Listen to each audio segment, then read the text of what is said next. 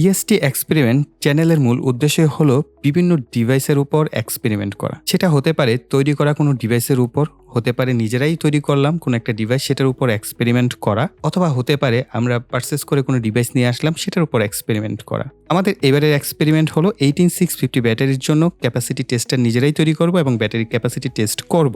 আমি জানি আমার যারা প্রিয় ভাইরা আছেন, যারা আমার ভিডিও রেগুলার ফলো করেন, তারা কিন্তু আমার মতোই এই ধরনের জিনিসপত্র নিজেরাই তৈরি করে এক্সপেরিমেন্ট করতে বেশি ভালোবাসেন।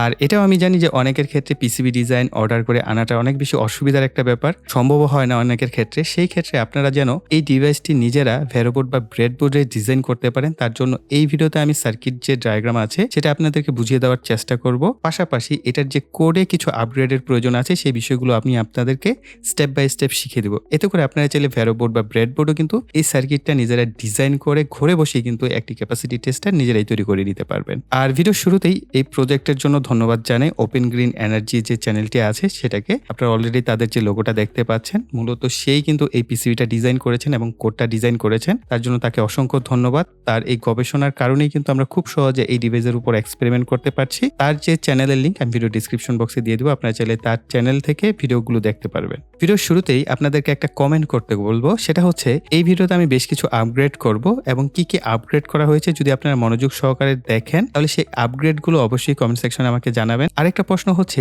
এই যে ডিভাইসটা আমরা তৈরি করব এই ডিভাইসের সাথে অন্য কোনো ক্যাপাসিটি টেস্টারের আপনার কম্পারিজন চান কিনা সেটা কিন্তু অবশ্যই আমাকে কমেন্ট সেকশনে জানাবেন, তাহলে আমি আপনাদের জন্য সেপারেট আরেকটা কম্পারিজন ভিডিও নিয়ে আসবো। আরেকটা বিষয় সেটা হচ্ছে, প্রিয় ভাইরা যারাই ভিডিওটা দেখছেন প্রত্যেকে যদি একটা করে লাইক দিয়ে দেন, আমাদের এই ভিডিওতে কিন্তু অসংখ্য লাইক হয়ে যাবে। তার জন্য প্রিয় ভাইদেরকে বলবো আপনারা প্রত্যেকেই একটা করে লাইক দিয়ে দেবেন। তো চলুন আর কথা না বাড়িয়ে আমাদের ভিডিওর যে মূল টপিক সেটা শুরু করা যাক। JLC PCB provides easy, affordable and reliable PCB and PCBS solution, empowering electronics engineer to develop project efficiently. 19 years of PCB manufacturing expertise since 2006. Running 5 cutting-edge in-house factories, serving over 6 million engineers in 180 plus countries and region. JLC PCBতে রয়েছে easy order প্রক্রিয়া, যার ফলে কোনো effort ছাড়াই PCB board order করতে পারবেন। আপনার তৈরি গার্ডওয়ার ফাইলটি গেট ইনস্ট্যান্ট থেকে কোড করুন, মাত্র 1 মিনিটে অর্ডার সম্পূর্ণ করুন। এটা এতটাই সহজ যে অনলাইন শপিং করার মতন। JLC PCBতে রয়েছে PCB customisations, component sourcing, stencil manufacturing and high precisions assembly, all in one place. JLC PCBতে প্রতিটি step trackable, real time prototype থেকে বেস প্রোডাকশন পর্যন্ত ট্র্যাক করতে পারবেন। 1 থেকে 8 লেয়ার পিসিবি বোর্ড অর্ডার করতে পারবেন শুধুমাত্র $2। যদি লার্জ স্কেলে প্রোডাকশন করা হয় তাহলে এর যে কস্ট কমে সাধ্যের মধ্যে চলে আসবে। Quality and lead time is reliable, all-in-one house production, ensuring quality stability and strict quality control in every process, rapid turnaround, lightning fast PCB production in just 24 hours. আমাদের যে পিসিবি বোর্ডটা রয়েছে এখানে আমাদের যে কম্পোনেন্টসগুলো সেগুলোকে প্লেস করে নিব। তবে এই ক্ষেত্রে মনে রাখবেন সবচেয়ে কম উচ্চতার কম্পোনেন্টগুলোকে আমরা প্লেস করব আগে, এরপর হচ্ছে এর থেকে আরেকটু উপরে, তারপর আরেকটু উপরে। পিসিবি বোর্ডে প্রথমে আমরা হচ্ছে রেজিস্টরগুলোকে প্লেস করে নিব। পাশাপাশি আমাদের যে কম্পোনেন্টসগুলোর মান সেগুলো কিন্তু আপনারা ডিসপ্লেতে লেখা দেখতে পাবেন। R1 এ 1 মেগা ওহমের রেজিস্টরটাকে প্লেস করব। R2 এবং R4 এ হচ্ছে 4.7 কিলো ওহমের রেজিস্টর প্লেস করতে হবে। R5 এ হচ্ছে 470 ওহমের রেজিস্টরকে প্লেস করব। R6 এ হচ্ছে 33 কিলো ওহমের রেজিস্টর। রেজিস্টরগুলো প্লেস করা হয়ে গেলে সোল্ডারিং করে নিব।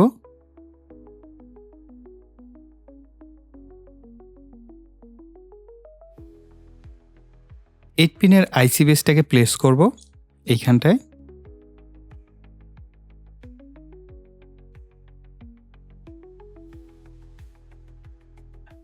এটা হচ্ছে LM358 একটি অপ অ্যাম্প আইসি। এই আইসিটাকে আমরা আমাদের যে আইসি বেস আছে সেটার মধ্যে সেট আপ করে নিব। এরপর আমরা এই যে ছোট 4 পিনের পুশ বাটনগুলো আছে এগুলোকে প্লেস করে নিব।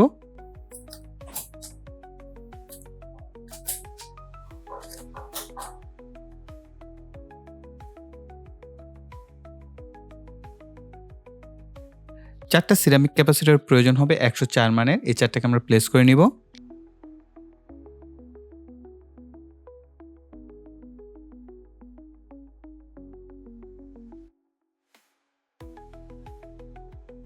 যে কোনো কালারে একটি এলইডি বাতি প্রয়োজন হবে। আরডিনো ন্যানো প্লেস করার জন্য এই ধরনের হেডার পিন কানেক্টর প্রয়োজন হবে। এগুলো এরকম একটা করে পিস থাকে, এগুলোকে আমরা কেটে মূলত সেট আপ করবো। OLED ডিসপ্লের জন্য কিন্তু এই ধরনের হেডার কানেক্টর পিন প্রয়োজন হবে 4টি। এগুলোকে আমরা এইখানটায় সোল্ডারিং করে নিচ্ছি।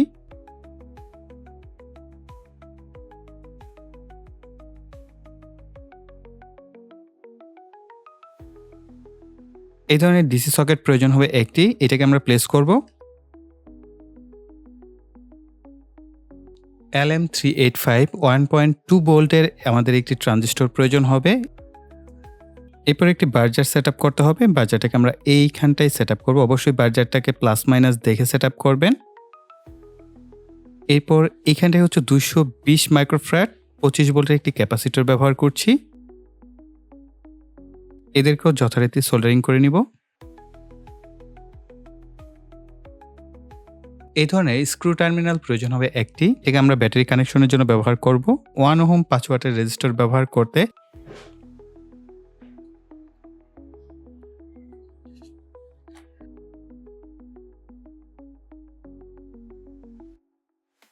IRF Z44N মোসফেট প্রয়োজন হবে একটি, এটার সাথে অবশ্যই হিটসিং ব্যবহার করবেন। আর ভালো হিটসিং এর সাথে যদি একটু পেস্ট প্যাড এই জিনিসগুলো ব্যবহার করা যায়, তাহলে এই যে হিটসিংটা প্লাস মোসফেটটা আরো বেশি কুল থাকবে।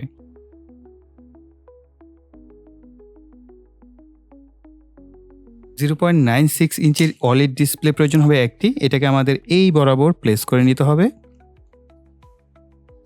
এখন আমরা আরডিনো ন্যানো যে বোর্ডটি আছে, যেটার মধ্যে আমরা অলরেডি প্রোগ্রামটাকে আপলোড করে নিয়েছি, সেই ডিভাইসটাকে আমাদের এই ডিভাইসের সাথে কানেকশন করে নিতে হবে। এটার যে আমরা কানেক্টর পিন ব্যবহার করেছি সেটার সাথে আমরা এখানে সংযুক্ত করে দিব। আমাদের এই ধরনের একটি ব্যাটারি হোল্ডারের প্রয়োজন হবে।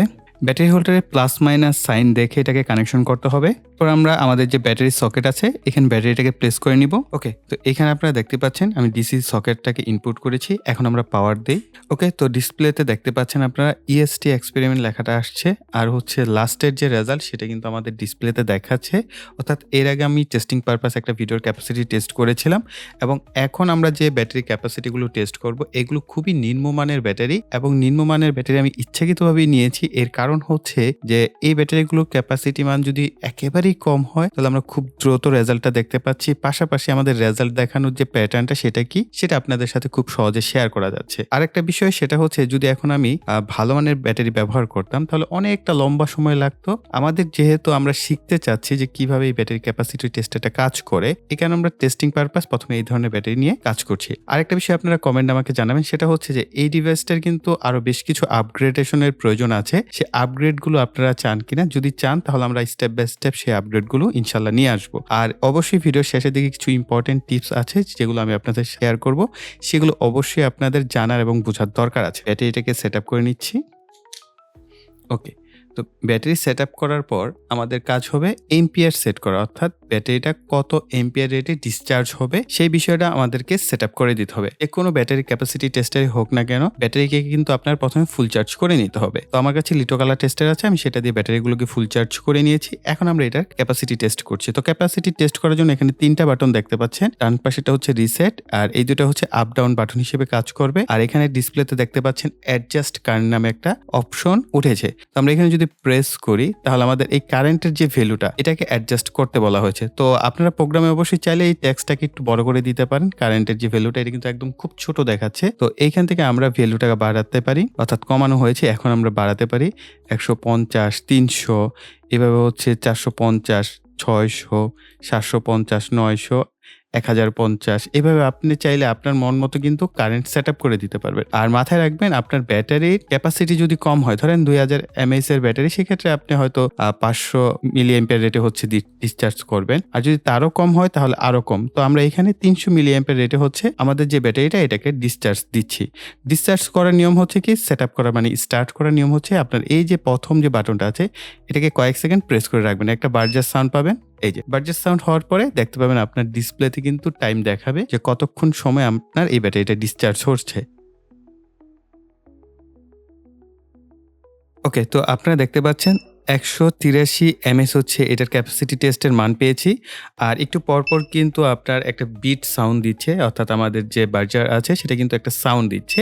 তো এই জিনিসটা কিন্তু ইনক্লুড করা হয়েছে, এটা আগের প্রোগ্রামে ছিল না। প্লাস এই যে এই মানটা ধরে রেখেছে, এটা কিন্তু এত সময় ধরে রাখতো না, মানটা দেখানোর পরপরই চলে যেত। তো আমি এখন কিন্তু এটা ক্যাপাসিটি টেস্টে দিয়ে আমি সুন্দর ঘুরে টুরে আসলাম এবং এটা সাউন্ড শুনে আমি বুঝতে পারলাম যে আমাদের ক্যাপাসিটি টেস্ট করা হয়ে গেছে। তো এই জিনিসগুলো আসলে আপগ্রেড করা হয়েছে, এটাই আসলে দেখানো। তো আমরা এক কাজ করি, এখানে এই ব্যাটারিটার মান এরকমই, আমি বললাম না যে আমরা একেবারেই খারাপ কোয়ালিটির ব্যাটারি নিয়েছি। তো এটাকে রিপ্লেস করে যদি আমি আরেকটা ব্যাটারি এখানে সেট আপ করতে যাই, তাহলে আমরা এখান থেকে রিসেট বাটনটা প্রেস করব, যে আমাদের রিসেট হবে এখন। এই যে রিসেট হচ্ছে, আমরা এই ব্যাটারিটাকে চেঞ্জ করে ফেলবো। এটারও মানে এই একই রকম কাছাকাছি মানিয়ে আসবে। তো আমরা এটাকে সেট করে দিচ্ছি। সেট করার পর একইভাবে আমরা আবার কারেন্টটাকে সেট করব। এবার একটু বেশি সেট করি, তাহলে আরো তাড়াতাড়ি রেজাল্ট আসবে। আমি 600 মিলি এম্পিয়ার দিয়ে টেস্ট দিয়ে দিচ্ছি।